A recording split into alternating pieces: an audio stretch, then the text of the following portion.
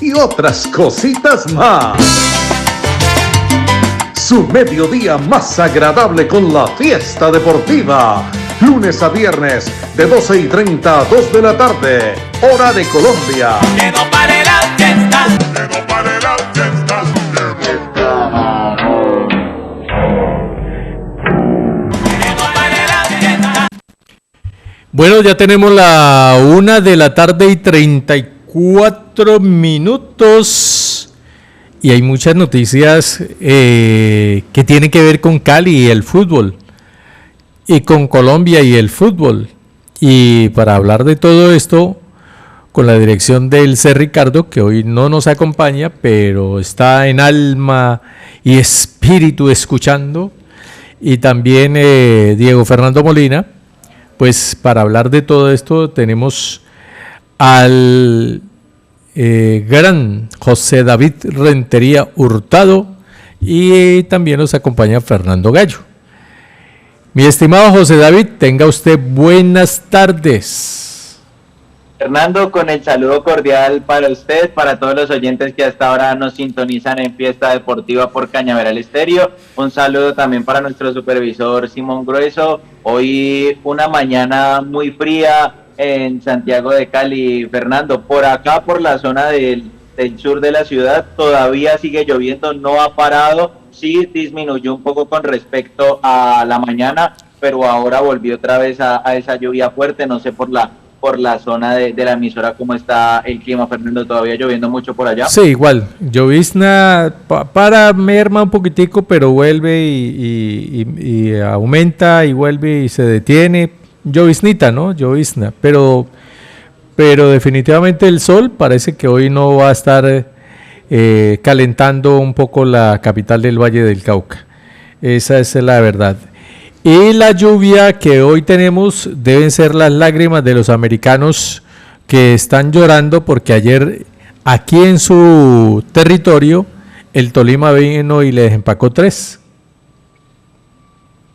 Uy, Fernando, un partido que ahora vamos a desglosar un poco más a fondo lo que pasó, pero es extraño porque este América jugaba con una idea, con la nómina alterna, cuando no tenía Quintero, no tenía Balanta, Carrascal estaba en selección, Ramos se fue para Perú, para Malasia se fue Rodrigo Holgado, y este equipo jugaba con alma, con espíritu, mostraba otra idea de juego, y ayer que recuperó a la nómina titular, o a su mayoría, solo a falta de Eder Álvarez Balanta, yo pensaba que iba a ser un equipo totalmente diferente y que posiblemente iba a arrasar con el Tolima en términos de que iba a ser superior, porque Ibagué demostró por fragmentos que fue mejor que el Tolima con nómina alterna, y pensé que eso iba a ocurrir ayer y terminó siendo totalmente diferente. Un Tolima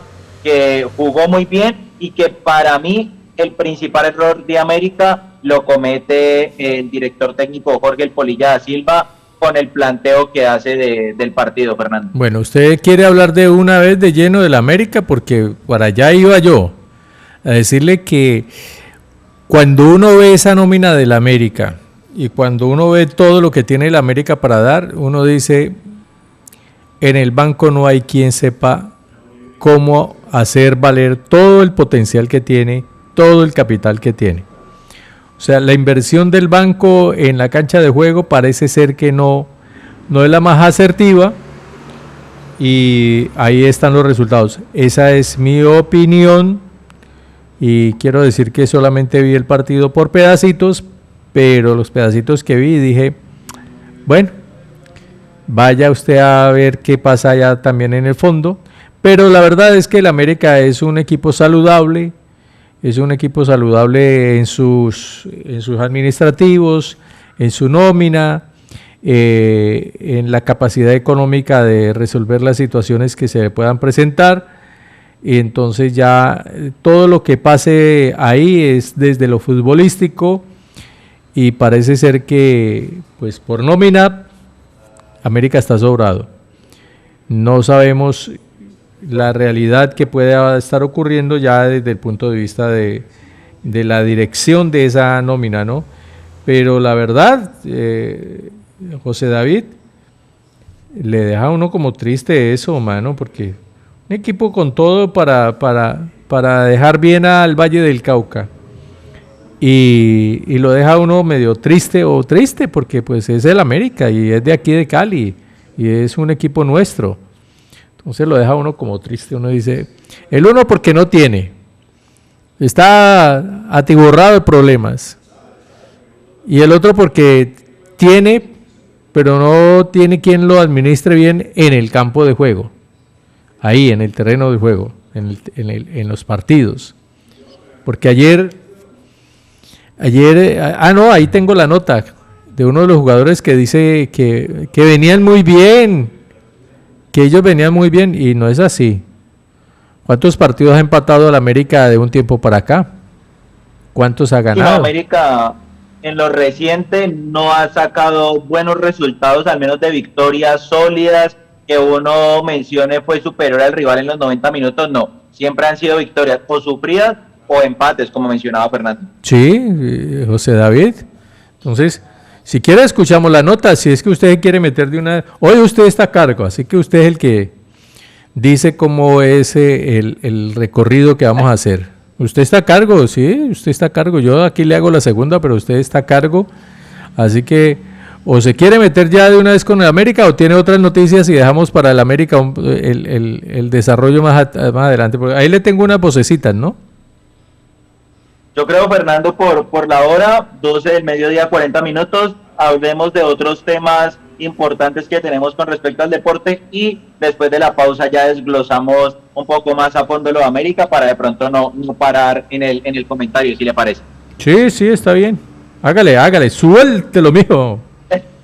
Bueno, lo voy a comentar por acá porque este fin de semana tenemos deporte a motor en diferentes categorías. Recordemos, tenemos Fórmula 1 y también tenemos el Mundial de Resistencia. El Mundial de Resistencia abarca 8 carreras importantes que se llevan a cabo en todo el año, iniciando con las 1812 kilómetros de Qatar, posteriormente las 6 horas de Imola y luego las 6 horas en Spa-Francorchamps, que son las 3 carreras que ya se han disputado y han tenido el dominio de la escudería de Ferrari. Este fin de semana vamos a tener la carrera de resistencia más icónica, importante y llamativa que tiene este deporte, que son las 24 horas de Le Mans. Recordemos que en el deporte a motor tenemos lo que se llama la triple corona, que es cuando un piloto consigue la victoria del Gran Premio de Mónaco en la Fórmula 1, consigue la victoria de las 24 horas de Le Mans y consigue la victoria en las 500 millas de Indianápolis. En toda la historia solo hay un piloto que ha podido conseguir esto y es Graham Hill, que en el caso del Gran Premio de Mónaco consiguió 5 victorias consecutivamente desde 1963 hasta 1965 y posteriormente tiene un salto y consigue las 2 victorias restantes de este Gran Premio de Mónaco en 1968 y 1969.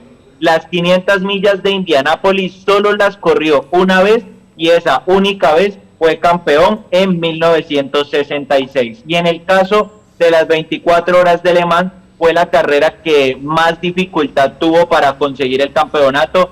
Tuvo diferentes categorías, estuvo compitiéndola por muchos años y en esas más recientes carreras, al final de su carrera, en 1972, consiguió el título de las 24 horas de Le Mans y se convirtió en el único piloto en poder conseguir esa triple corona. Pero no nos vamos muy lejos.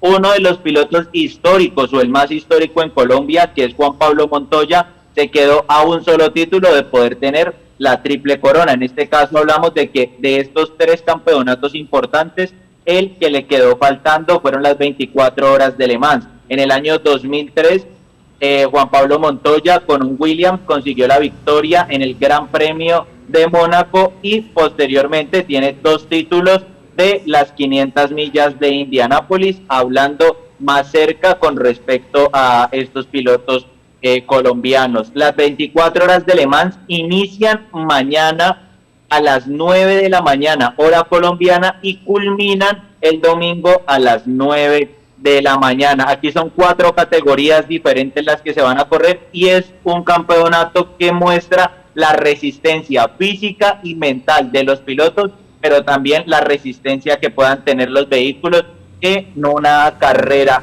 que pide mucho exigencia también para los vehículos como para cada uno de los pilotos. Recordemos que hemos tenido colombianos que han mostrado diferentes características en estas carreras, uno de ellos Juan Pablo Montoya. Hoy a las 2 de la tarde vamos a tener el desfile de los pilotos y de los autos que van a competir en estas 24 horas de Le Mans. Y pasando a la Fórmula 1, tenemos también este fin de semana el Gran Premio de Canadá con diferentes características importantes. Vamos a tener 3 entrenamientos. Ya acabó de iniciar el primero a las 12:30 y a las 4 de la tarde vamos a tener los segundos entrenamientos. Mañana sábado, 11:30, el último entrenamiento que van a tener los pilotos. Y a las 3 de la tarde vamos a tener la clasificación o la qualif de cómo van a salir cada uno de ellos en la carrera que se va a llevar a cabo en Canadá este domingo a la 1 de la tarde. Con respecto a la triple corona, ya se llevó a cabo el Gran Premio de Mónaco, fue la semana antepasada, ya se llevó el Gran Premio de las 500 millas de Indianápolis y el último que resta es de las 24 horas de Le Mans. Recordemos que los pilotos, como son categorías diferentes, en este caso no pueden competir en las 3 simultáneamente, sino que tienen que acabar una temporada en una de las categorías y posteriormente pasar a otra para poder competir, como lo hizo Juan Pablo Montoya en su momento y como lo han hecho otros pilotos. De los pilotos activos que pueden llegar a conseguir esa triple corona está Fernando Alonso y Carlos Sainz, respectivamente. A Carlos Sainz le faltan las 500 millas de Indianápolis, mientras que a Fernando Alonso le faltan las 24 horas de Le Mans. En este caso los dos pilotos ahora están en Fórmula 1, uno para Williams y otro para Aston Martin, respectivamente, con lo que vamos a tener este fin de semana, Fernando, con respecto a la Fórmula 1.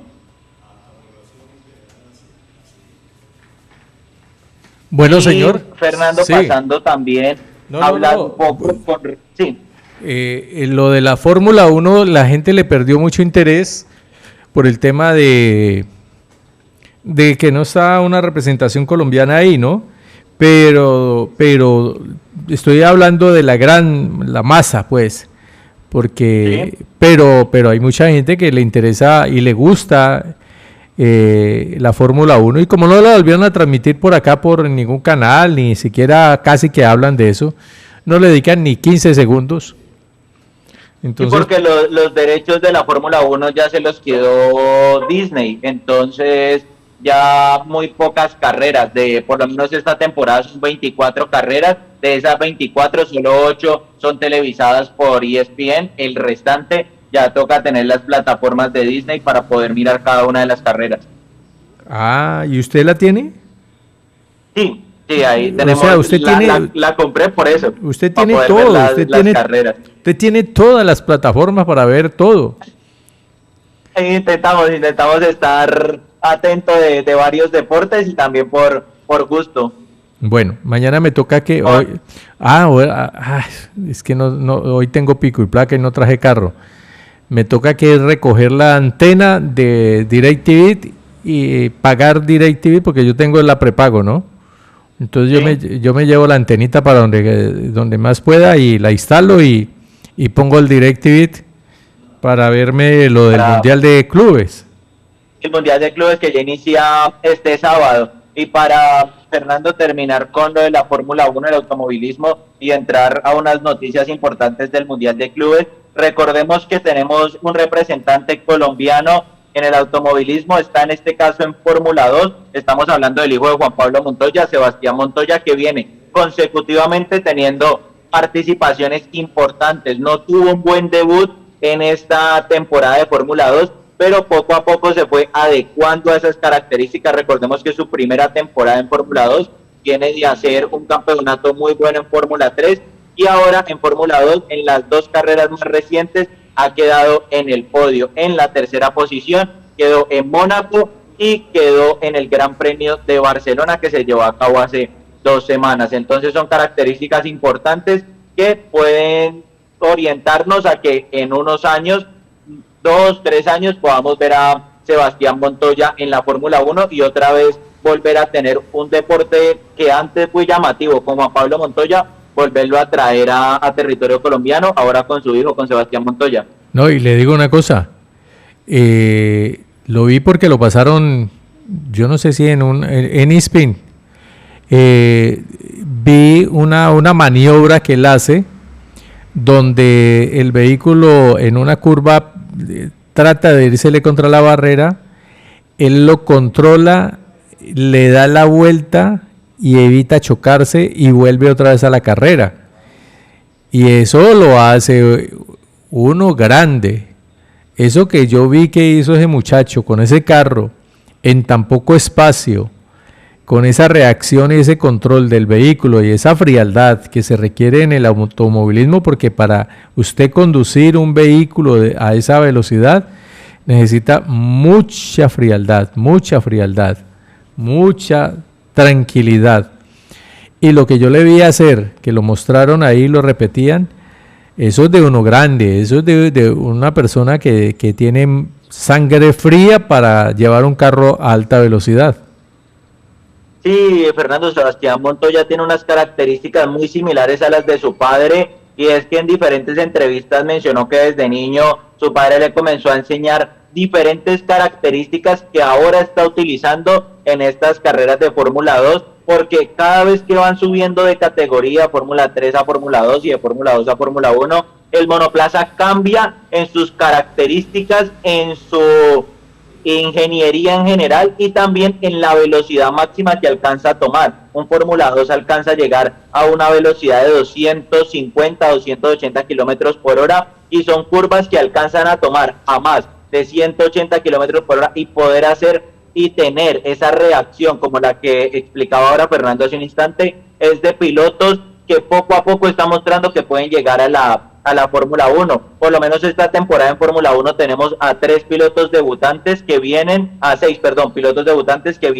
de Fórmula 2 y que han mostrado buenas características, y eso también lleva a que Sebastián Montoya, si sigue con este buen rendimiento, mostrando esas características en curva a la hora de adelantar diferentes pilotos en carreras difíciles como es la de Mónaco, por ser un circuito de ciudad, es un circuito donde es muy difícil adelantar, y tuvo 2 adelantamientos hace 3 semanas importantes que le dieron esa posibilidad de quedar tercero, y también con características importantes en Barcelona le da la oportunidad de poder ser visto por diferentes escuderías a nivel de la Fórmula 1 y poder llegar a ser uno de esos pilotos que nos represente como territorio colombiano y como el continente en general en próximas temporadas. Es que recordemos que al continente sudamericano lo están representando en estos momentos 2 pilotos, Gabriel Bortoleto, que está en Kip Sauber brasileño, y Franco Colapinto, que está en Alpine y es argentino.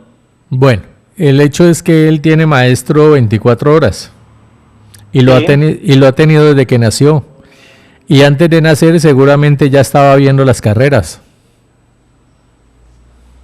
Exacto, es que tiene la fortuna de poder que su padre haya competido en diferentes categorías de Fórmula 1 y también en diferentes deportes a motor, que le da esa posibilidad de constantemente mejorar, porque Juan Pablo Montoya, en una entrevista que le hacían el fin de semana más reciente cuando tuvieron el Gran Premio de Barcelona, mencionaba que constantemente, aunque tenga esas carreras buenas, que quede en el podio o que gane, siempre le está llevando a que mire cuáles errores cometió que podían hacer de que perdiera posiciones para que en las siguientes carreras no los cometa. Entonces es importante también, aunque gane, seguir mirando esos errores para poder corregirlos, y cuando llegue a una categoría mayor como es la Fórmula 1 ya tenga esa experiencia importante para lo que va a ser el campeonato mundial. ¿Usted cómo cree? ¿Se aprende más cuando se pierde o cuando se gana?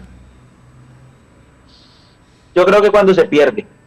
Creo que se aprende mucho más cuando se pierde, porque entiendes que has cometido muchos errores. A veces cuando se gana, por de pronto solo decir gané, entonces uno ya piensa que no cometió ningún error. Entonces es más difícil poder mirar y analizar cada uno de esos pequeños errores que se pudieron cometer, aunque se haya ganado. En cambio, cuando pierdes, entiendes de que cometiste demasiados errores y que tienes que corregirlos. O sea que usted es de los seres humanos que se nubla cuando gana. No. Claro, usted lo acaba de Pero decir. Cuando uno más se debe... no creo que nublarse, pero sí a veces uno, la felicidad, la alegría de conseguir algo, a veces no lo deja mirar al 100% todo lo que se hizo, y a veces no mirar que aunque se ganó, se puede seguir mejorando. Bueno, yo le digo una cosa, la estrategia es esta. Cuando usted gane, no mire cómo fue que ganó usted, mire por qué perdieron los otros. Sí. Entonces, cuando usted mira por qué perdieron los otros, está aprendiendo con base al ejemplo puesto por otro. Porque como el triunfo suyo lo ciega, el aplauso y todo, entonces mire por qué fue que usted ganó. No por lo que usted hizo, sino qué fue lo que no hicieron nosotros que usted sí hizo. Ahí es donde más se aprende. Sí, es importante, y así también es como, yo creo que eso que dice Fernando es para todo, no solo para los deportes con lo que estamos hablando ahora, sino para un ámbito en general, para un trabajo, para un estudio, para cualquier actividad. Es importante, gane o pierda, siempre mirar todo ese aspecto para seguir mejorando y poder a futuro no llegar a la perfección, porque pues por lo menos personalmente no creo que uno pueda llegar a ser perfecto, pero sí poderse acercar, porque también una persona perfecta pues puede cometer errores. No, perfecto sí es usted. No. Entonces, ¿quién lo hizo usted? ¿Ah? ¿Quién lo hizo usted? ¿Quién me hizo? Claro. Usted es Pues- usted es producto de una creación, ¿verdad? Sí, ¿Y quién lo hizo? Dios, pues Y Dios, religiosamente Dios, Exacto. biológicamente pues mis padres. sí, pero Dios lo hizo. Sí, Y la pregunta es, ¿y Dios es perfecto? sí, Y si Dios es perfecto, ¿todo lo que Él hace no es perfecto? sí. Y entonces- O sea, uno es perfecto, pero por el tema del libre albedrío, creo que a veces esa perfección se ve un poco No. nublada, y uno lo que tiene que hacer es poder ir por el camino que Él nos muestre para poder llegar a esa perfección de la cual se habla. Ya, cuando usted tenga un hijo, ¿usted lo va a ver como imperfecto o lo va a ver como perfecto? Como perfecto. Ah, exacto. Pero ¿qué es lo que va a ver en su hijo? Que él debe aprender o recordar algunas cosas, ¿verdad? Sí, Pero él es perfecto.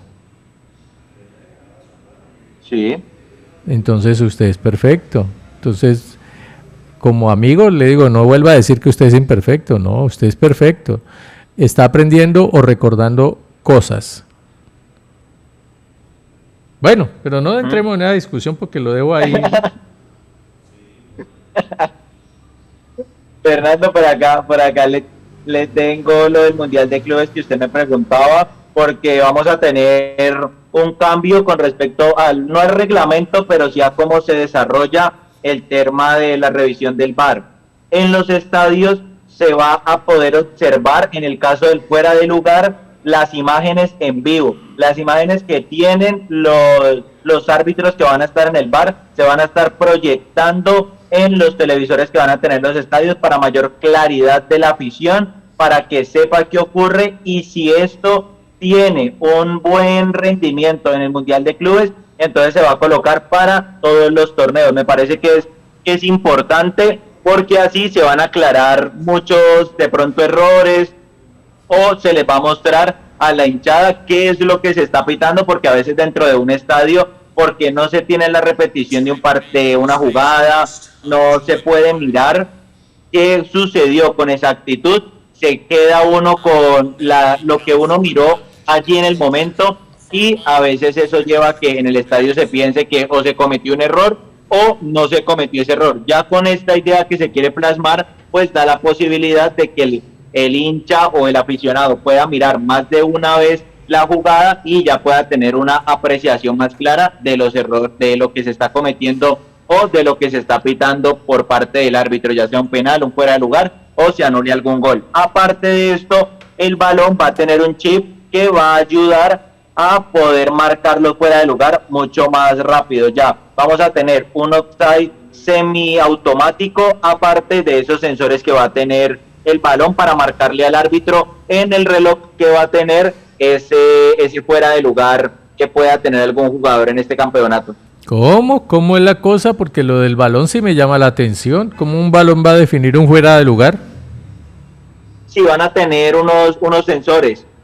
Pero... y con base a diferentes cámaras, pues esos sensores le va a ayudar a los del VAR para poder definir mejor las líneas y poder marcar ese fuera de lugar con exactitud y no caer en imprecisiones como se pueden tener cuando no se tiene un fuera de lugar semiautomático. No, José David, más enredado que mejor dicho. Vuelva y diga, ¿cómo es la cosa? Se va a tener el fuera de lugar semiautomático, que es el que se maneja en la Premier, que es un fuera de lugar que ya la misma tecnología te lo marca si es o no es, no tiene que entrar como acá en Colombia a marcarse una línea. Y aparte de eso, se va a tener en el balón unos sensores que van a ayudar a poder marcar eso fuera de lugar de una manera más clara y que no se caigan en precisiones. Pero es que yo veo muy difícil lo del balón, porque si el balón está en el costado izquierdo, sí, y el jugador que da el fuera de lugar está acá sobre el costado derecho, digamos ¿quién es el que se hace en el costado derecho en los últimos 2 partidos de Colombia que parecía una estatua? En el costado derecho estuvo John Arias. No, el costado izquierdo. En el partido contra Argentina lo hizo James. No, en el costado izquierdo había estaba... bueno, contra Perú estuvo el Cucho Hernández. No, antes del Cucho Hernández había otro. Porque es que estaba, no, ese es el extremo. ¿Quién estaba de lateral? Ok, de lateral. ¿Por costado derecho? Sí. Va Muñoz. No, por costado izquierdo. No, porque derecho está Muñoz, izquierdo es Mojica. No, Mojica no estuvo en el partido con Perú. No, en el partido con Perú estuvo Machado, David Machado. Machado. Parece una estatua. Usted veía que Machado se adelantaba un poquitico porque el Cucho se tiraba un poco más a la segunda línea del centro. Sí. Y él se adelantaba un poquitico y recibía el balón. Tenía todo el espacio para tirarla hacia adelante y devolvía el balón. Y era parado. Tanto que hubo balones que si él se adelanta, que si él se mueve hacia adelante un poco, James se la tira a él para que él vuelva y la centre. Pero era, usted vea el partido, era parado. Qué jugador tan estatua, mano. Yo decía... Eso lo cambia contra Argentina. Y contra Argentina pone a Borja. Sí, porque es que un jugador de parado ahí mirando y con el espacio para él, no tiró, vea José David, no tiró un balón hacia adelante, no jugó al espacio vacío hacia adelante, recibía el balón, lo retrocedía, pero no lo tiraba hacia adelante. Entonces yo decía, ¿qué hace en una selección que debe ir hacia adelante? ¿Qué hace ahí parado? No le hacen un cambio de frente porque como el hombre está parado, pues ¿para qué la tiran al otro lado si la va a perder? Sí. Pero bueno, el ejemplo es un Machado acá y el balón está al costado derecho. ¿Cómo va a percibir que este Machado está parado ahí haciendo fuera de línea? Como es algo nuevo que se va a implementar, yo creo, Fernando, que nos toca esperar al menos el partido de debut mañana entre Al-Ahly y el Inter de Miami para mirar cómo va a ser ese funcionamiento del balón. Lo que mencionan es que lo que mencionan de FIFA es que esos sensores van a ayudar a las cámaras para poder definir mucho más claro el fuera de lugar y que no caigan en imprecisiones, pero yo creo que con esa actitud ya lo podremos ver mañana, al menos en el debut entre Inter y Al-Ahly, para conocer un poco más cómo se va a utilizar ese sensor del balón y qué funciones va a tener en el fuera de lugar. Sí, porque la verdad es que si la línea de fuera de lugar la trazan como la trazan aquí en Colombia con el VAR, que parece las curvas de la línea, entonces eso sí, ahí sí, ni modo pues. Sí, claro, lo bueno de este Mundial de Clubes es que va a implementar lo de los offside semiautomático, que ya la tecnología traza la línea y no tiene que entrar una persona a trazarla. Eso disminuye mucho más el tema de poder caer en imprecisiones, pero pues también allí vamos a entrar al tema del fuera de lugar por la punta del zapato, por un talón, por un hombro que esté un poco más adelantado del lugar, que son reglamentos que se están mirando para cambiarlos con el tema de la ley Werner, que es que todo el cuerpo esté por delante del balón o del jugador para poder marcar un fuera de lugar, que eso es lo que se quiere plantear para las próximas temporadas. Sí. Vamos con unos comerciales, ¿le parece? Me parece, Fernando, vamos con una pausa y regresamos. Bueno, permítame, yo cuadro aquí porque me perdió el mouse. Ahora sí.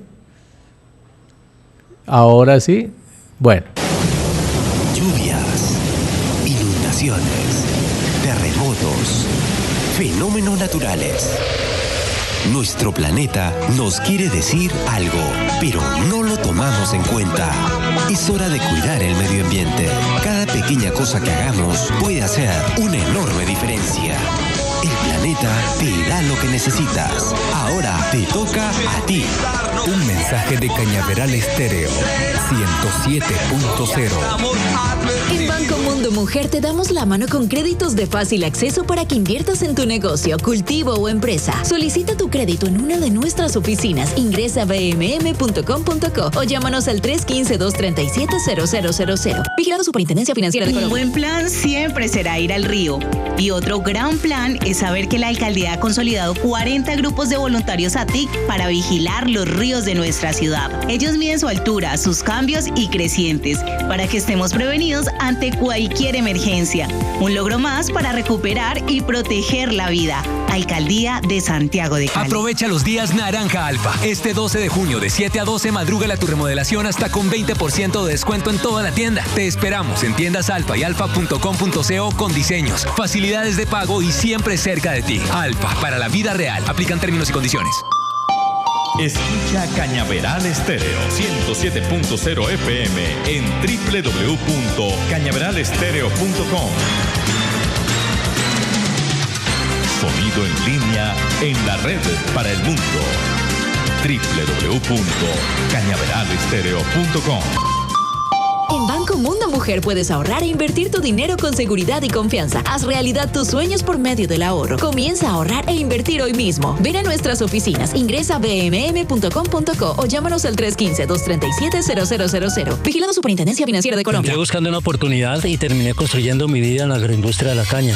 Ya son 12 años sacando adelante a mi familia. Estoy pagando mi casa, mi hija va para la U. Los sueños sí se cumplen.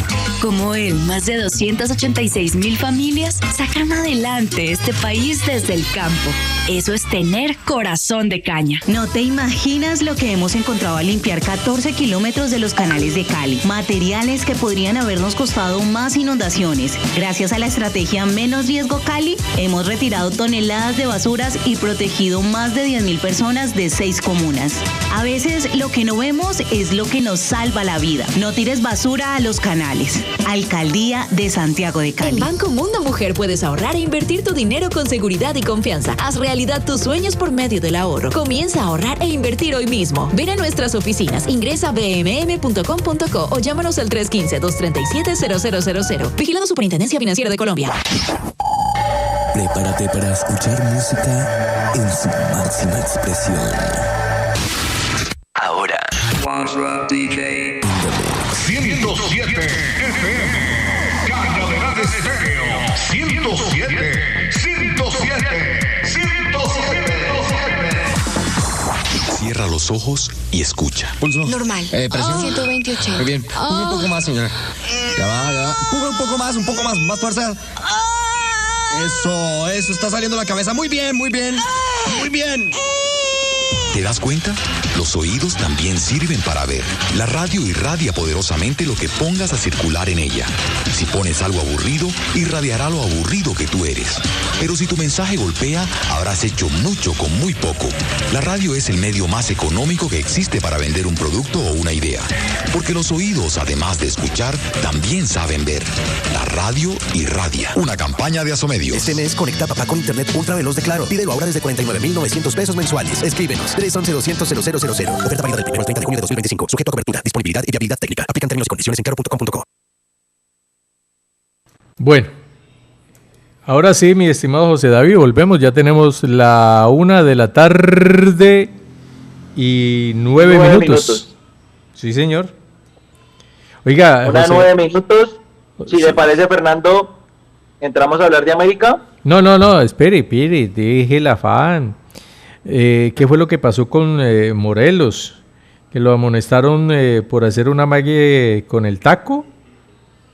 Sí, lo que pasa es que no sé si se acuerda, Fernando, y para todos los oyentes, lo que pasó con Chaverra en Medellín y que comenzaron a replicar muchos jugadores este inicio de temporada o de semestre, cuando él se paraba, cuando Chaverra lo inició, que se paraba en el balón, que primero se cayó, luego lo siguió replicando, luego también jugadores de Millonarios lo hicieron, y ya se tomó la decisión acá en Colombia de que esas jugadas las iban a amonestar. Alfredo Morelos hace una jugada, no es la misma, similar, y el árbitro toma esto como una ofensa para el equipo rival y por eso termina amonestando a Alfredo Morelos. En mi caso, no estoy de acuerdo con eso porque son jugadas que se pueden desarrollar en medio del partido. También el fútbol, aparte de ser competencia, el trabajo de ellos pues es el entretenimiento que la gente tiene, ya sea en sus casas,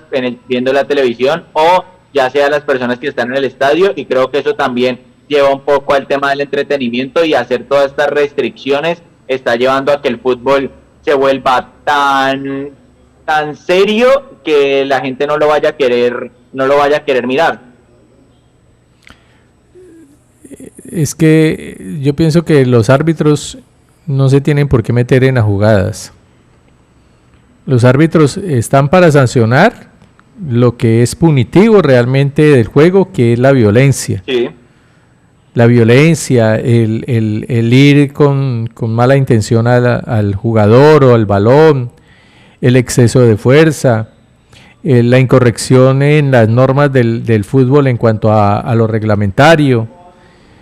Pero ya meterse ya en que el jugador no puede hacer un taco, o que no puede pararse o poner la punta del pie. En estos días van a prohibir pues entonces que el balón, que si le llega el balón el jugador no puede pisarla con la punta del pie, o que no puede moverla para los lados, como muchas veces lo hacen, que la llevan pisándola hacia el costado, y todo eso se entrena, y lo que más hacen los muchachos cuando están entrenando es hacer tacos.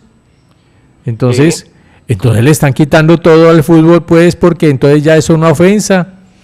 No, estamos llegando y se van perdiendo, Fernando, también esos jugadores diferentes. No nos vamos muy lejos. Neymar, con todas las jugadas que hizo en el Barcelona, o que intenta en el Santos, lo que hacía Ronaldinho en su momento, lo que hizo también más joven Cristiano, Messi, también lo hacía en ocasiones Kaká, y diferentes jugadores que tenían esas características de salir a un juego, también buenas características.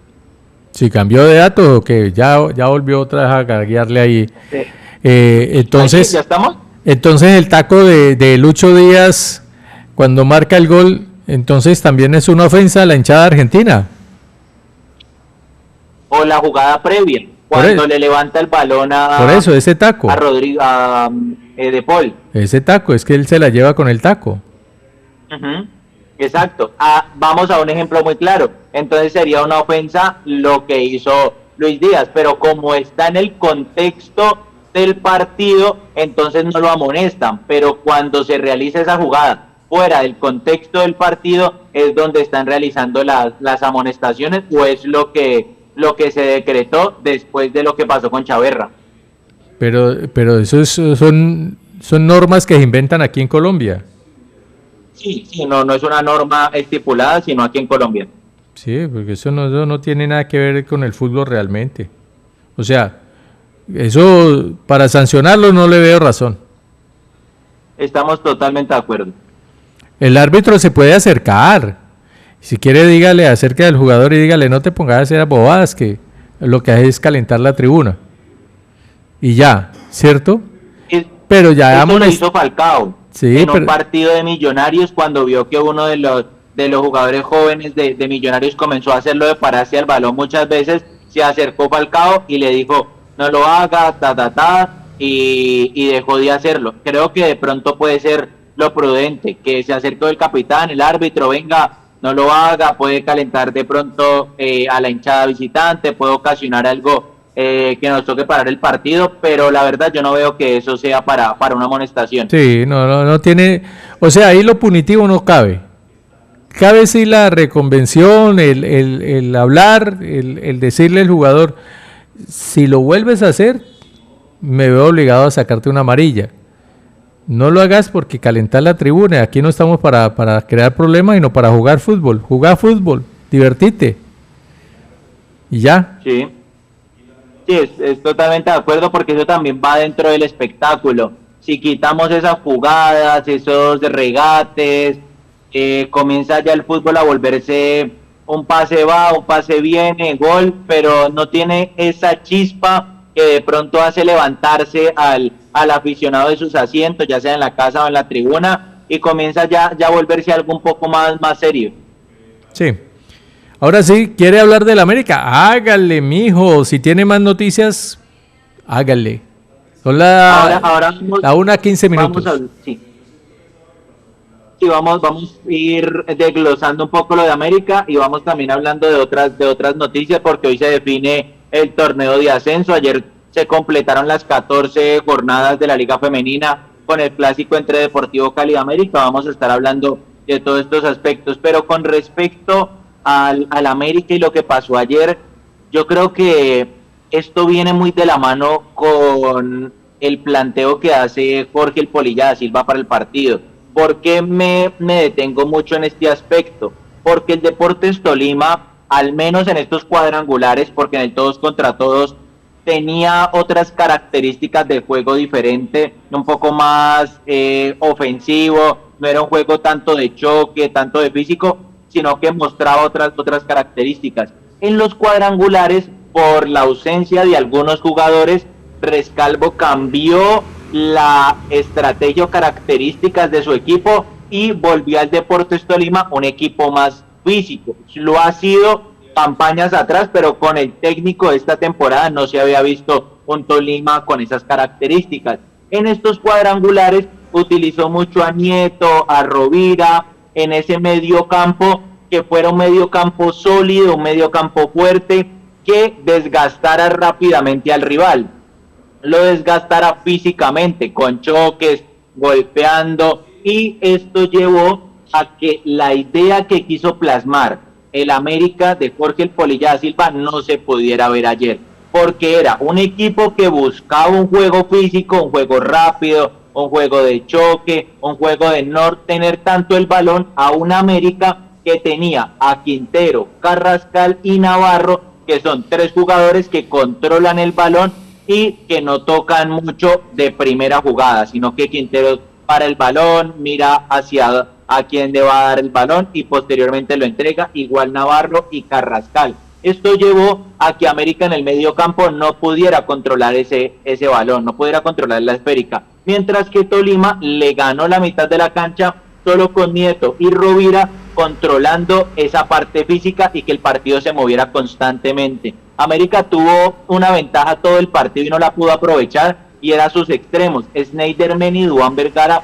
constantemente quedaban solos en los costados para poder centrar, pero ¿qué ocurrió acá? Como le hacían una doble marca con Nieto y Rovira a Quintero, no dejaba que él alcanzara a enviar ese balón largo a Schneiderman o a Duván Vergara. Entonces ellos quedaban solos, pero nunca les llegaba el balón. Y por el lado de la zona ofensiva, Ramos estaba dentro del área, pero nunca le llegaba el balón para poder rematar ya de cabeza o tener algún remate de peligro. Y Ramos no es un delantero que tenga las características de bajar a pedir el balón, como sí lo hace Rodrigo Holgado. Por eso el cambio de Rodrigo Holgado en el minuto 45 para que pudiera estar toda la segunda mitad. Pero ¿cuál fue el segundo error? Que metía a Holgado, pero sacó a Ramos. En este caso, sacar a Ramos es que Holgado retrocedía para poder acompañar a Quintero y que le entregara ese balón, pero ya cuando llegaba el balón a Snyder Mena, Vergara o lo tenía Holgado, no había nadie adelante que pudiera recibir ese balón en el área y rematara. Por eso lo correcto allí era tener dos delanteros, Rodrigo Holgado acompañar a Quintero para que no pudiera tener una doble marca y poder mover mucho más ese medio campo. Entonces, con la ausencia de un 9 en el área, América perdió mucho en zona ofensiva, mientras que el Tolima nunca se vio preocupado por un riesgo que tuviera por parte de América. Y luego vamos a la zona defensiva, que era un equipo donde América se veía muy sólido por las virtudes que tenía Jorge Soto, aparte del liderazgo que muestra Daniel Bocanegra. En este partido no le fue bien a Daniel Bocanegra y que Jorge Soto tuvo características importantes en el partido, salvó algunas jugadas de riesgo, pero también comete un error que le otorga el segundo gol al Deportes Tolima. Y por parte de Daniel Bocanegra, desatenciones a la hora de defender y dejaba muy solo a los delanteros del Deportes Tolima, lo que hacía de que tuvieran la posibilidad de poder tener más remates al arco. Y también el gol que termina concediéndole América en la primera parte al Deportes Tolima, que es el del tiro de esquina. Y aquí entramos también a un punto importante, que es si no se miran los partidos previos de los equipos. ¿Por qué digo esto? No es la primera vez que Tolima hace esa jugada. En el partido contra América la hizo 3 veces. De esas 3 veces, una fue gol. Pero previo al partido contra América, ya Tolima lo había replicado. En el partido de Ibagué contra América, que no le salió bien, y marcó un gol contra Medellín en Ibagué, en el marcador 3-1. Exactamente el gol como se dio contra América, la primera anotación de tiro de esquina, ocurrió en Ibagué, pero en el partido contra Medellín. Entonces también parece que no se miraran los partidos previos de los equipos para poder mirar cómo defender esas jugadas que constantemente hace el rival, porque Tolima replicó lo del tiro de esquina en todos los partidos de cuadrangulares y en la mayoría le dio la posibilidad de poder marcar. Entonces todos estos factores llevaron a que América no pudiera verse bien con la nómina titular ayer y que terminara perdiendo 3-1, le diera vida al Deportes Tolima, escasas, no depende de él, pero le diera la posibilidad de poder luchar una jornada más por llegar a la final, y América dejara de depender de sí para poder llegar a la final. Ahora el equipo que depende de él para poder clasificar es Medellín. Una victoria de Medellín en el Atanasio contra Deportes Tolima le asegura la final a una jornada de terminar los cuadrangulares. También recordemos un aspecto importante: América no perdía un partido desde el 3 de noviembre del año pasado, y ese partido fue el 1-0 entre América y Deportivo Cali, gol de José Caldera. Entonces ya habían pasado casi 6 meses donde América se había hecho muy fuerte en el Estadio Olímpico Pascual Guerrero. Por parte de las estadísticas de Medellín, Medellín no ha perdido en condición de local este semestre, tiene 6 victorias y 5 empates en su estadio, y buscará este domingo poder conseguir otra victoria para llegar a la final, Fernando. Bueno, esa es la realidad del América. Entonces, bueno, ¿y qué le queda al América? Porque ya con 5 puntos, ¿cuántos puntos es que tiene? 5. Medellín América 10. tiene 5, segundo, tercero es Deportes Tolima con 5 y ya eliminado Junior con 1 punto. Medellín es primero con 10. ¿Y le quedan partidos a Medellín con? A Medellín le restan 2 enfrentamientos, uno en condición de local en el Atanasio Girardot recibiendo a Tolima, y cierra en el Pascual Guerrero contra América. Y entonces... Mientras que al América le resta un partido de visitante que es ir a Barranquilla a enfrentar al Junior y luego el que mencionábamos contra Medellín en condición de local. Bueno, pero entonces la cosa está así. Medellín le gana al Tolima. Y ya ahí se cerraría el grupo. Ya y chao. Exacto, la única opción que tiene América para clasificar es Tolima le gane a Medellín, América le gane a Junior y en la última jornada América pueda ganarle al poderoso de la montaña. América tiene que ganar los 6 puntos y Medellín no puede ganar ninguno. ¿Usted sabe Esa cómo? es la única opción que tendría América, o la otra opción es un empate entre Medellín y Tolima, llegaría a 11 puntos Medellín, América le gane a Junior y posteriormente América le gane al poderoso de la montaña, quedarían los dos con 11 puntos y América por ventaja deportiva clasificaría a la final. Lo máximo que puede sumar a Medellín para que América pueda clasificar es 1 punto. Con una victoria en cualquiera de los 2 partidos o 2 empates estaría en la final. ¿Sabe cómo diría un paisa? Usted es de origen paisa, ¿cierto o no? Mi mamá. Su mamá. ¿Y su papá era tolimense?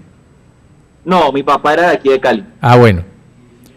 ¿Sabe cómo diría un paisa? ¿Cómo diría? Mijito, muy berraco, pues que el América vaya a entrar. Yo también lo veo muy difícil. O de pronto nosotros queremos que clasifique porque es el equipo de la ciudad, es el equipo que representa al departamento, el que se armó para competir no solo por liga, se armó para competir en Sudamericana, y que quede eliminado en cuadrangulares, la verdad es algo que no se esperaba ni uno, ni se esperaban tampoco las directivas, que armaron un equipo para llegar a las finales. Vea, José David, súmele otro fracaso al Polilla da Silva. Sí, de acuerdo. Y yo no sé si lo sostienen hasta cuándo. Polilla tiene contrato hasta el 30 de junio. Yo no creo, le han renovado. Yo no creo que lo sostengan. O sea, el partido América Junior es ¿cuándo? El domingo. ¿El domingo a qué hora? 8:20 de la noche. 8:20. Primero juega Medellín Tolima en el Atanasio a las 6:20 y luego juega América Junior. Bueno, 8:30 de la noche, a las 10:30 usted ya va a tener la noticia. ¿De Polilla? Sí.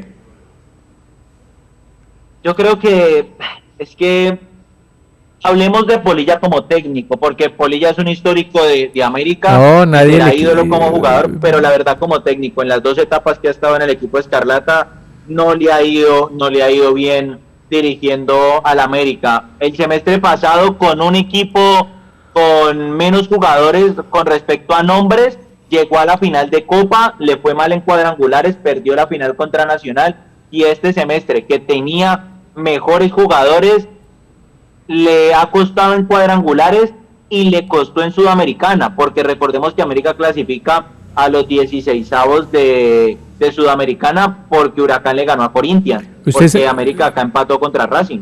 Usted sabe para qué le trajeron a Quintero, ¿no? Claro, para la Sudamericana. ¿Solamente para eso? Pues para ser campeón, pero en gran medida para que América compitiera en Sudamericana, pero Quintero aquí mínimo era para que América tuviera uno de los 2 campeonatos de liga. Yo pienso que a Quintero lo trajeron para ser campeón del torneo de liga y para hacer una muy buena presentación en Sudamericana, y si se atraviesa pues el título. Pero yo pienso que lo trajeron primero para ser campeón de aquí, del torneo nuestro, del local. Y obviamente sí para la competencia ya a nivel internacional, para competir a nivel internacional. Pero no solamente por la suramericana, porque la suramericana es la más difícil. Es el torneo local el que tiene que asegurarle el próximo torneo a nivel internacional a la América. Entonces, yo pienso que que yo no creo que la directiva del América se quede con el Polilla da Silva para el segundo torneo. No creo. Yo tampoco, y es que aquí lo hemos mencionado, América se le han visto una evolución en algunos partidos, pero luego vuelve otra vez a jugar de la misma manera y uno allí se pregunta, ¿esa evolución se vio porque ha cambiado en algo el juego o porque los jugadores en el terreno han mostrado unas características, han brillado en ese partido y por eso América se ha visto bien? Porque es que yo recuerdo iniciando este campeonato, hablábamos de las buenas características que se le veía a América cuando llega Juan Fernando Quintero y Jorge el Polilla da Silva comienza a estructurar un equipo de otra manera. Pensábamos que este América iba a jugar algo diferente, pero terminamos viendo un América que hace los mismos cambios con respecto a saca un delantero, entra un delantero, saca un extremo, entra un extremo y no sea un cambio diferente como a veces se necesitan en los partidos. Es bueno a veces hacer esos cambios habituales, pero en ocasiones los partidos te exigen tener que cambiar esa idea y mostrar otra cosa porque ya el equipo entendió a qué estás jugando y aunque saques a X jugador y entre Y, va a seguir pasando lo mismo. En cambio, si tú cambias esa idea, entonces vas a mostrar otras características y puedes intentar llegar al gol. Algo que no le vimos a Jorge el Polilla da Silva en este más de un año que ha estado en el América. Sí. Bueno. Ahí sí, mi estimado, ni modo, pues. Es difícil porque creo que antes de iniciar cuadrangulares todos pensábamos que este América, por cómo entró, podía clasificar a una final, porque venía con buenas características, venía jugando relativamente bien, o sus jugadores venían en un buen nivel, pero le costó en cuadrangulares, y muchos mencionan el tema de que no tuvo a todos sus jugadores habilitados para poder disputar cuadrangulares, pero porque América se vio mejor cuando no tenía a todos sus jugadores y cuando los tuvo no se vio bien. Recordemos el empate en el Atanasio contra Medellín, que se da ese empate por un error de Aguerre que no alcanza a despejar bien el balón de cabeza y le queda a Carrascal. 1-1 queda el partido, pero América ese duelo no lo jugó bien y jugó con los titulares. Ayer contra el Tolima jugó con titulares y tampoco se vio bien. ¿Cuándo se vio bien América? Contra Tolima en Ibagué, contra Junior en Cali, tuvo buenas características, tuvo un dominio de juego con mejores virtudes. ¿Y qué diferencia tuvo a estos dos partidos que mencionábamos? Que jugó con los jóvenes, jugó con jugadores que no venían teniendo una regularidad. Entonces yo creo que ya es algo diferente lo que pasa en América con respecto a los cuadrangulares y a todavía tener posibilidades, pero muy escasas y todo dependiendo de lo que pase el domingo a las 6:20 entre Tolima y Medellín. Bueno, señor, el hecho es que pues vemos difícil lo del América y esperemos que ahí sí, como dice, que ocurra un milagro. Sí, allí lo más cercano es que pueda ocurrir un milagro, que Medellín no sume, que Medellín pierda en el Atanasio y América gane en Barranquilla. Pero es que aquí viene la pregunta más importante. ¿Qué es más fácil? ¿Que Medellín pierda? ¿Qué es más difícil? ¿Que Medellín pierda contra el Tolima o que América le gane a Junior en Barranquilla? Y no por el nivel de Junior, porque el nivel que ha mostrado Junior en estos cuadrangulares no ha sido bueno, pero América históricamente le ha costado jugar en Barranquilla. Entonces son dos resultados difíciles los que le tienen que dar el domingo. Primero, que Tolima juegue como jugó ayer contra América y pueda sacar una victoria en el Atanasio, y luego que América vaya y pueda conseguir una victoria en el Metropolitano. Bueno, señor, ¿y por el otro lado qué hay?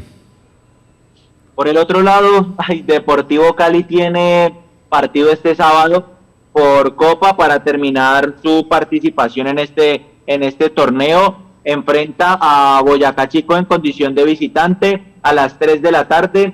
Cierra ya su participación en la Copa. Recordemos que por la victoria de Bucaramanga 3-2 contra Boyacá Chico, ya matemáticamente Deportivo Cali no puede clasificar a la siguiente fase. Este partido es para terminar lo que es su torneo y posteriormente ya comenzar a orientar lo que va a ser la participación en el segundo semestre. Me confirman Ricardo, Fernando y para todos los oyentes, la próxima liga o el semestre 2 de este año 2025 inicia el 12 de julio. Esto quiere decir que en un mes vamos a tener ya el inicio del segundo semestre. También me confirman que las fechas de las finales va a ser 22 de junio y 28. ¿Esto qué quiere decir? Que va a jugar domingo y domingo las dos finales de este torneo.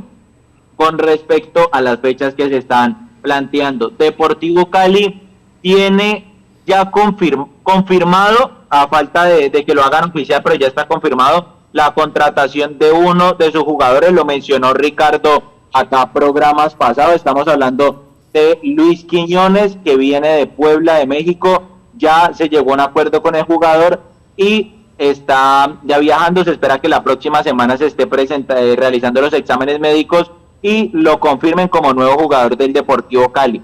Aparte de Luis Quiñones, se está hablando con Luis Manuel Orejuela, lateral derecho, que en estos momentos es agente libre, estuvo en Sao Paulo y que le interesa al Deportivo Cali. Recordemos que es canterano. También se está hablando con Jesús Rivas, que es mediocampista y está en Águilas Doradas, y un jugador que sonó en diciembre para llegar a Deportivo Cali, que ya le confirmó al Junior de Barranquilla que no va a continuar en el equipo, es Luis Cariaco González, también mediocampista, que termina su contrato con Junior, será agente libre y desde Deportivo Cali les interesa contar con los servicios de un jugador creativo, recordando que salió de Harlan Barrera y están intentando la rescisión del contrato de Javier Reina. Entonces estos son los tres nombres que también están sonando para llegar a Deportivo Cali.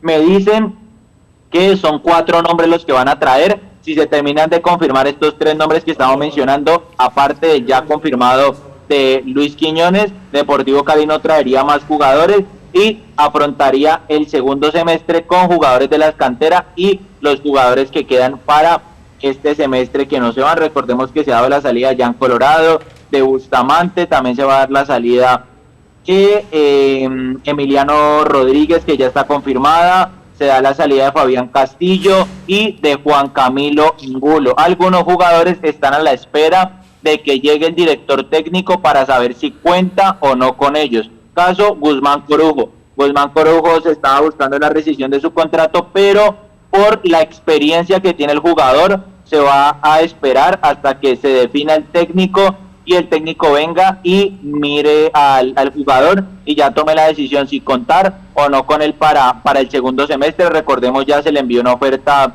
a Alberto Gamero y están esperando su respuesta. Me dicen que ya tuvieron una reunión con el director técnico presencial, se hablaron de diferentes situaciones que le preocupaban a Alberto Gamero y hasta el momento está todo acordado. Falta ya que ese nuevo contrato que le enviaron sea aceptado por el director técnico y se vuelva Alberto Gamero el nuevo estratega del Deportivo Cali.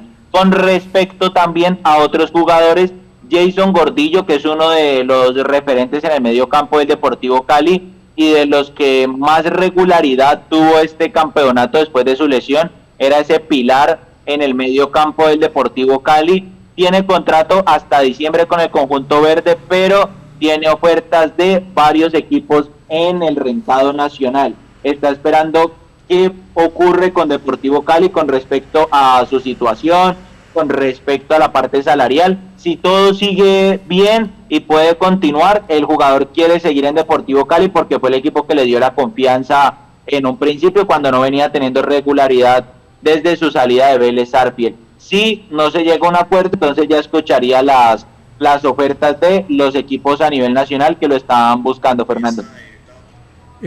José David, yo pienso que Gamero sí es posible que venga al Cali, pero no lo pagaría el Deportivo Cali. O sea, tendría que, yo como técnico, yo le digo, bueno, yo voy al Cali, pero no me va a pagar el Cali, que me pague el empresario que quiera hacerse cargo de mi salario, y así lo aseguro, ¿no?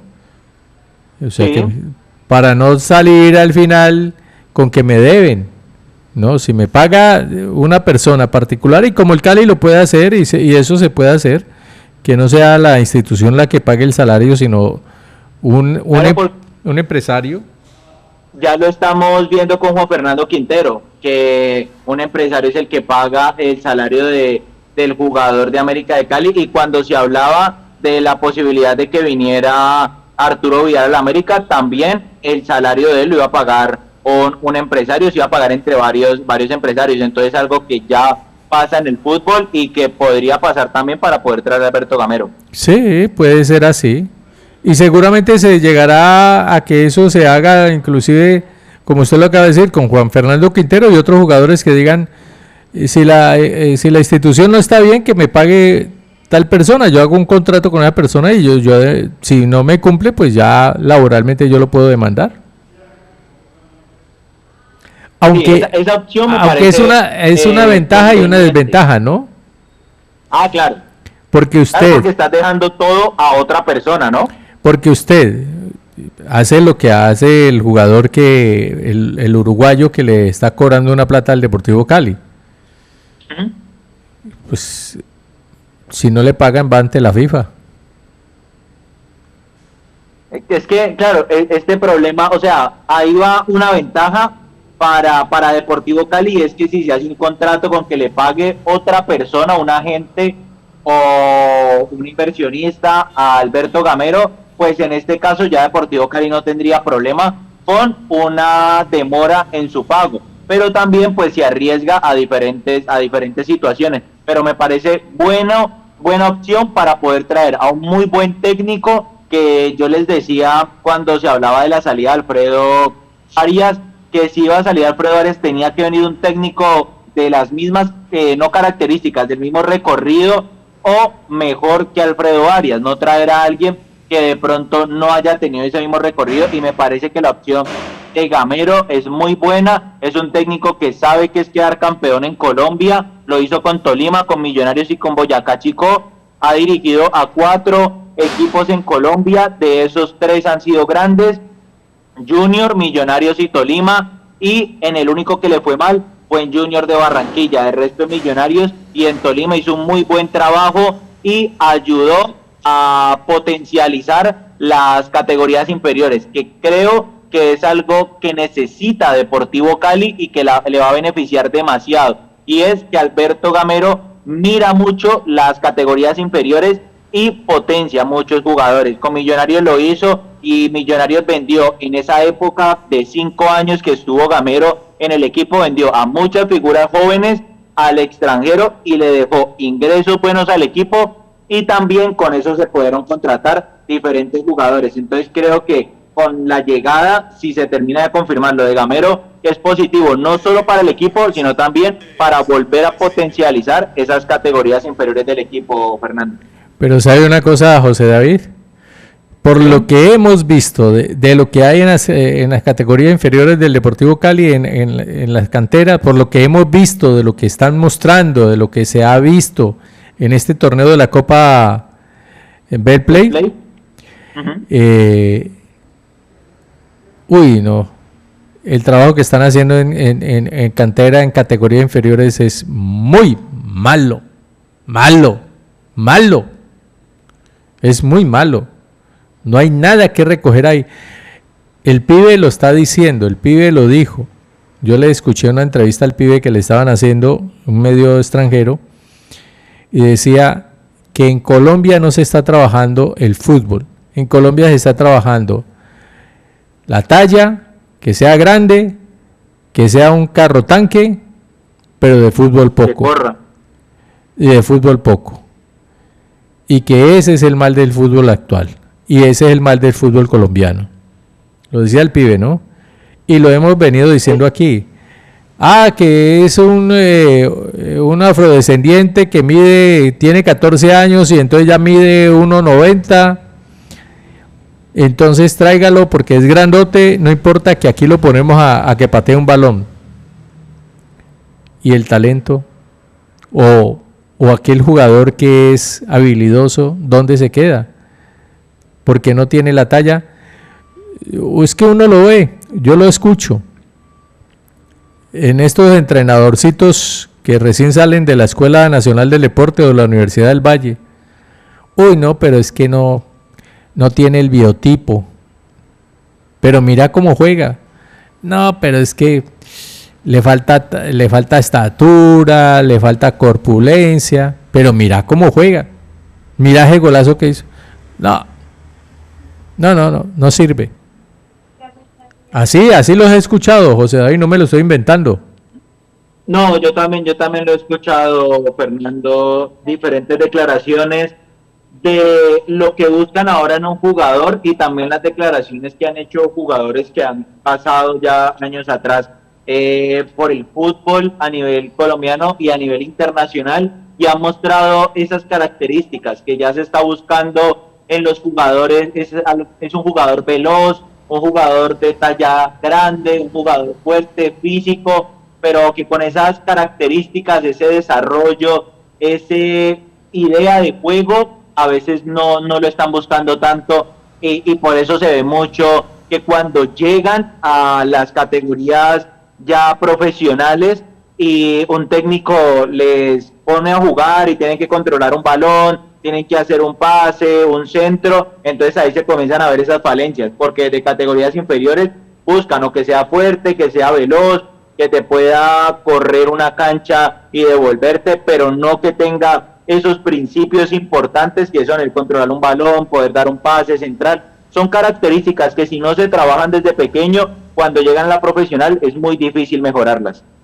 Sí, se busca jugadores así, pero no de pie fino, no, eso no está. Y es que no nos vamos muy lejos, Fernando. Deportivo Cali, ¿hace cuánto no saca un jugador con esas características que uno diga bueno, que tenga ese buen pie, ese buen juego? Yo me iría de pronto hasta 2015 con Roa y con Benedetti, quizás, que eran esos jugadores de cantera que tenían ese buen pie, pero ya más reciente yo no recuerdo un jugador con esas características que salga al menos del equipo azucarero. Es que haga cuenta hacia atrás.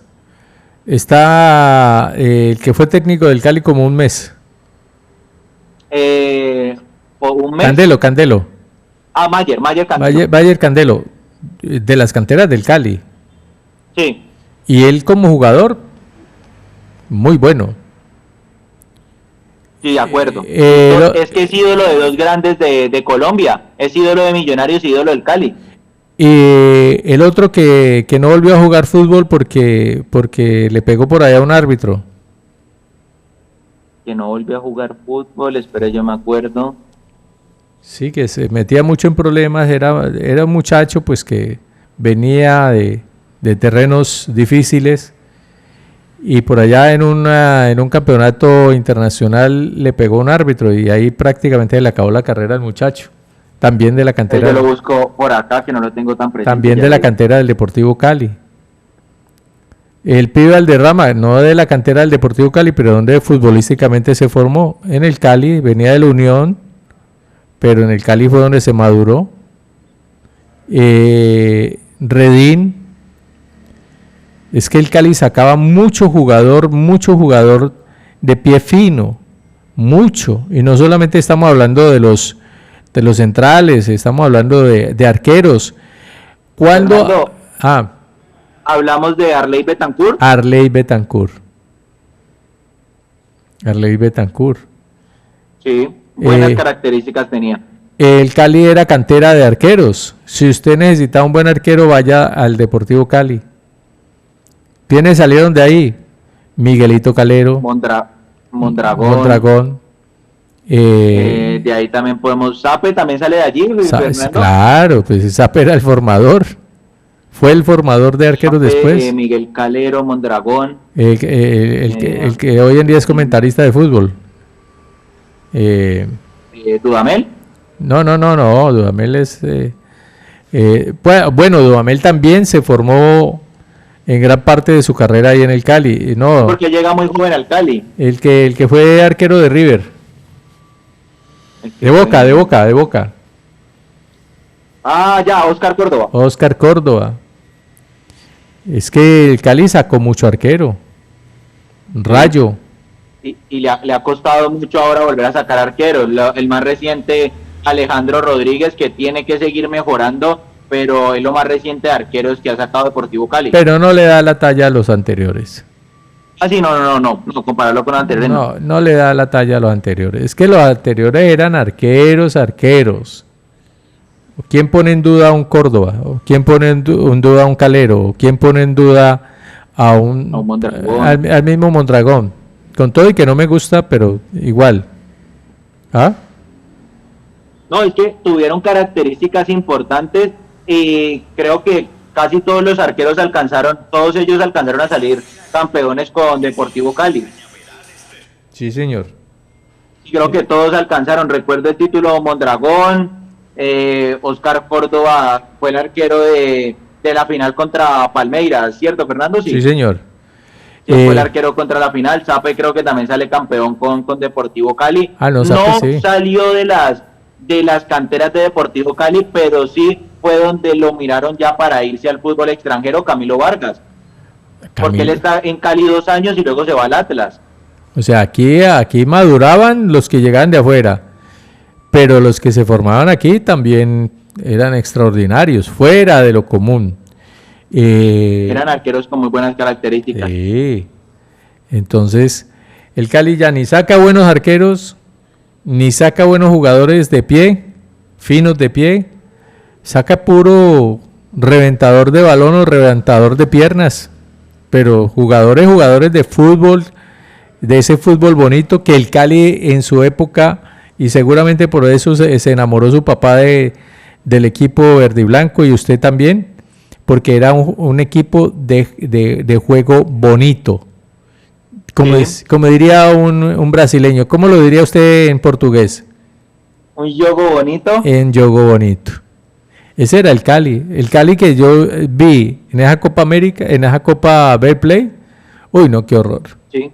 No, la verdad no se puede llamar ni Deportivo Cali. Ese equipo, hablando de la historia que ha tenido el equipo azucarero, los jugadores que han pasado o que han salido desde las canteras y que han mostrado un juego totalmente diferente. Es que el Cali mostraba unas características muchos años atrás de un juego colectivo, un volante de creación que te manejaba ese balón, un juego donde era muy difícil quitarle la pelota al Deportivo Cali porque todos manejaban muy bien ese concepto de controlar el balón y de mirar siempre hacia adelante. Entonces era un Cali muy diferente al que vemos ahora y un Cali que para volver a esa idea van a pasar muchos años, Fernando. Dicho de esta manera, la escuela de fútbol, la escuela que dejaron los que tuvieron que ver con el Deportivo Cali en la década del 60, del 70 y un poquito del 80, ya no hay, de esa escuela. Y ahí tendríamos que meter al campeón de Argentina, 2 veces campeón con Argentina, a Bilardo, que prácticamente dejó toda una escuela institucional en el Deportivo Cali y de ahí se desprende. Y no sé si de pronto hoy no está ese Ricardo, que tiene mejor memoria deportiva que yo, entonces de pronto no sé si antes de Bilardo hubo alguien más que formó escuela en el Deportivo Cali, que hizo del Cali una escuela, y yo me quedo con lo que aprendí, con lo que vi de niño, que fue Bilardo de ahí para adelante, y los que vinieron, inclusive el profe uruguayo Tavares, sí, Tavares que también está, también por allí el Cheche, porque ese Cali del Cheche jugaba muy bien, que es el que llega a la final contra Palmeiras. Pero es que el Cheche viene de la escuela del Deportivo Cali. Ah, sí, claro, sí. El Cheche es escuela del Deportivo Cali, José, entonces ni más podría él darle al Deportivo Cali de lo que aprendió en la misma institución. Otro técnico que le dio muchas alegrías al Deportivo Cali y que su juego de pronto no era tan vistoso, pero sí tenía una idea muy clara, era el Pecoso Castro. Otro que también fue de la escuela del Deportivo Cali. Sí. Entonces, los que han sido de la escuela, de esa escuela vieja del Deportivo Cali, son los que han dado un poquito de lo que era el Deportivo Cali. un equipo de juego bonito, de buenos jugadores, de jugadas. Es que el fútbol no es solamente patadas y vaya a ver cómo la mete allá en ese hueco que llamamos nosotros portería. No, el fútbol, sí. Uno va a ver un partido y así, vea José David, uno puede ver un partido y su equipo puede perder, pero si uno lo ve que jugó bien, que uno se divirtió con las jugadas, con el jugador, con el toque, con el va y el viene del balón, con toda esa parte dinámica del fútbol, a eso es lo que le llamamos fútbol. El resultado puede venir de eso, del toque, del buscar con jugadas, de esa jugada del taquito, de esa jugada de toco y me voy y me la pasás. Eso es lo que hace que uno sienta el fútbol. Pero ese fútbol atropellado, ese fútbol del golpe, ese fútbol del patadón, ese fútbol de saltarse las líneas para poder llegar adelante, como es a veces lo que practica el América, porque ahí es donde el América pierde. Cuando vemos ese fútbol del América que salta líneas para llegar a definir, ahí se pierde lo bonito del América.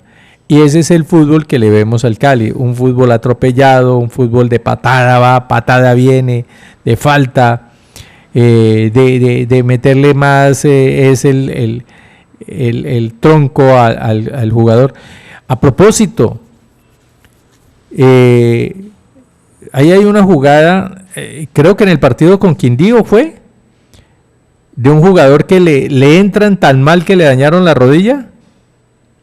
Sí, en el partido contra Quindío, sí, que tuvo que salir el jugador porque fue tan pues no agresiva, fue tan fuerte la entrada que el jugador salió lesionado. No, todavía pues, está esperando el parte médico de la lesión, pero al menos lo que se vio en el partido fue una entrada muy fuerte. No, José David, eso es una entrada para dañar.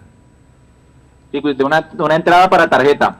Y eso es una entrada para dañar, eso no es una entrada que porque es que estamos jugando entre varones y entonces hay que meterle así, no. Eso es una entrada para dañar. Uno sabe cómo daña una rodilla. El jugador aprende eso, aprende que si pega de afuera hacia adentro, está dañando una rodilla. Eso cualquiera lo sabe.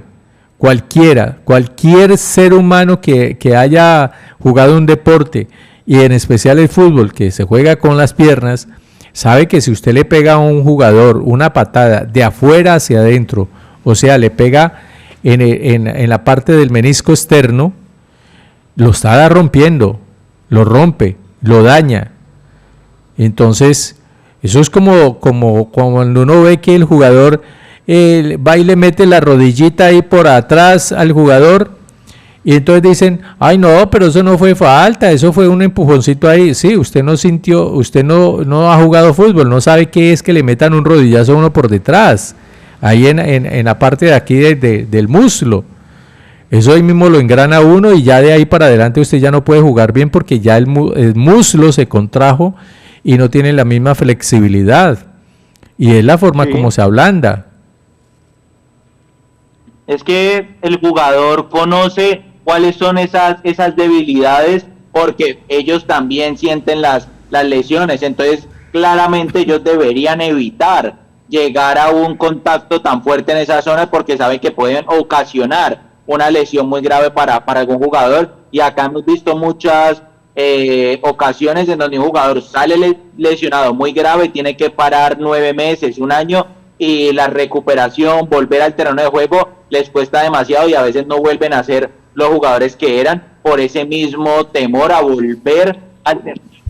No, un jugador en esa zona. A un jugador joven se le acaba la carrera, mijo. Sí, sí, total. Por ejemplo, en ese partido de Quindío Deportivo Cali, a ese jugador, ese era un muchacho del Deportivo Cali. Sí. Ese muchacho. Sí, él era Colonia. Colonia, ¿usted sabe cuánto tiempo tendrá para recuperarse?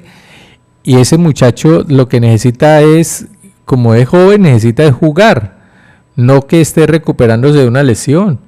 Y ya no vuelve lo mismo, porque como está joven le entra miedo.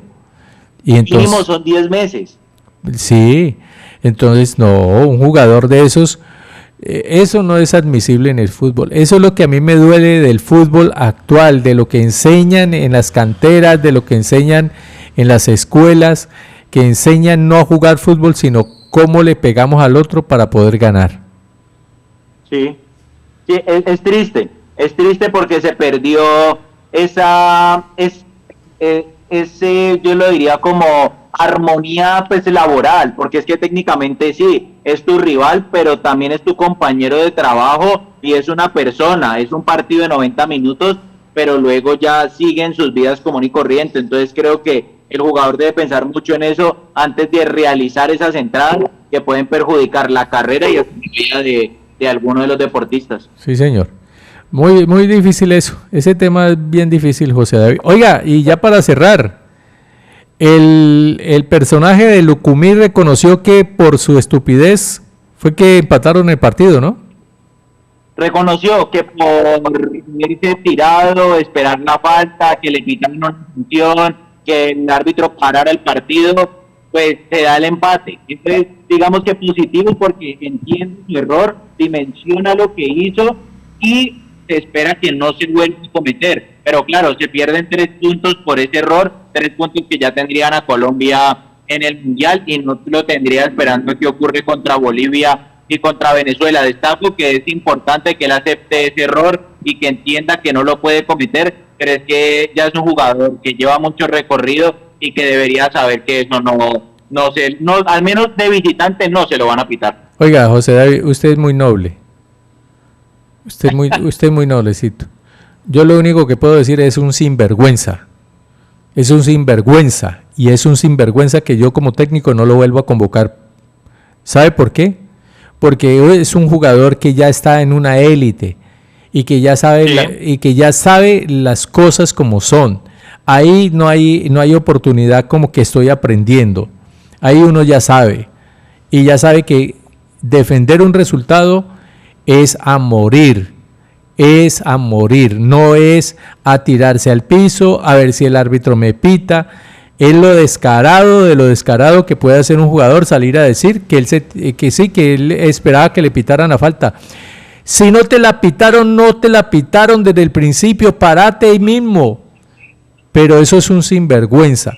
Eso no es como usted dice, siquiera reconoció, o al menos yo lo pienso así, por eso le digo, usted es muy noble. Pero yo no lo veo así, yo lo veo como un sinvergüenza que sabe que eso no se hace y lo hizo y comprometió una clasificación de un equipo. Bastante, esta selección tiene que cambiar muchas cosas y no solo en su parte de la dirección técnica y de cómo se están desarrollando los partidos, sino también muchos jugadores que a veces no se le ve esa alma para los partidos. No leen lo que están disputando, no entienden, o es que su mente no capitalizan qué es lo importante que nos estamos jugando, y aquí no nos podemos poner a hacer payasadas ni bobadas. Aquí es, me pegaron pero me paro ahí mismo, si pitó pues bueno, y si no pitó pues no pitó y yo sigo igual, pero no ponerse con esperar que el árbitro pite. Si ellos mismos reconocen y él mismo reconoce, pues usted que está jugando no espere que le piten. Si no pitaron, ya. Y si no es tan grave, si la situación no es de dolor, no es de gravedad, párese, mijo, y vuelva a sacúdase, como le decían a uno cuando uno se caía chiquito y le decían que para que fuera más berraquito, párese y sacúdase y siga caminando. Sí, parece que no dolió. Parece que no dolió y ya, va para adelante. Y uno de niños se paraba, ay, sí, no me dolió, y seguía jugando. Pero sí, de acuerdo. Creo que son cosas que les pasa muy rápido, ellos no piensan en el momento lo que hacen y luego al tiempo se dan cuenta. Pero un error y que pudieron regalar una... Pero José David, eso que lo haga un pelado que está empezando a entender lo del fútbol. Sí, claro, sí, no es justificable. Pero un tipo de estos, una persona de estas, no, José David, esa disculpa sí que se la guarde. Pero yo como técnico me la guardo, pero para no volverlo a llamar, castigarlo.